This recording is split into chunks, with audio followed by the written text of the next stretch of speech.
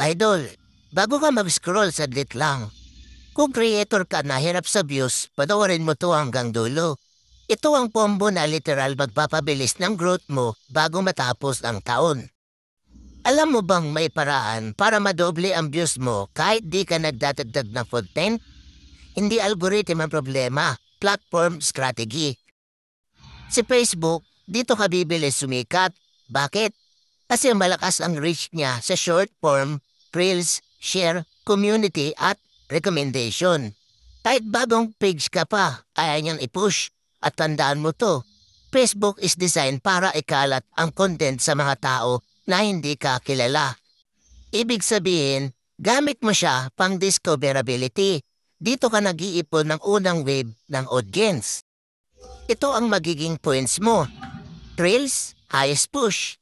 Share-based algorithm, isang share bagong sanga ng viewers.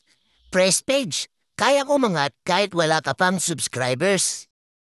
Kay YouTube naman tayo. Dito ka yumayaman. Dito pumapasok yung quality traffic, real subscribers at long-term income. Kasi si YouTube, hindi siya mabilis magbigay ng views, pero lahat ng nanonood may intent. Hindi aksidente ang view mo, inahanap ka, lalo na sa shorts, suggest to long-form subscriber panel. Kung creator ka, hindi ka dapat bumababa lang sa Facebook. Kailangan may bahay ka sa YouTube kung saan pwede ka kumita ng paulit-ulit. Kapag Facebook ka lang, mabilis ang views pero walang long term. Kapag YouTube ka lang, quality ang content pero mabagal ang growth. Pero kapag pinagsama mo sila, boom! Discoverability ng Facebook plus stability ng YouTube. Exponential growth. Yan ang sikreto ng creators na bigla na lang nag-viral after 3 months. Tips: gamitin yung same video for both platforms pero i-optimize ang caption magkaiba. Facebook, malakas sa keyword plus shares triggers. YouTube, malakas sa SEO plus watch time magnet.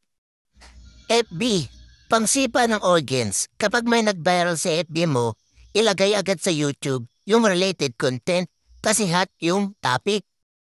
YouTube Shorts, gamitin mo pang convert sa tao na di basta scrollers. Ito yung nagiging long-term viewer mo. Huwag kang mag-stick sa isang platform. Ang algorithm ngayon random, pero ang strategy predictable. Kaya kung creator ka, huwag kang manatili sa isang app. Kung gusto mong mag-grow, kailangan mong gawin yung ginagawa ng mga creator na hindi natatalo ng algorithm.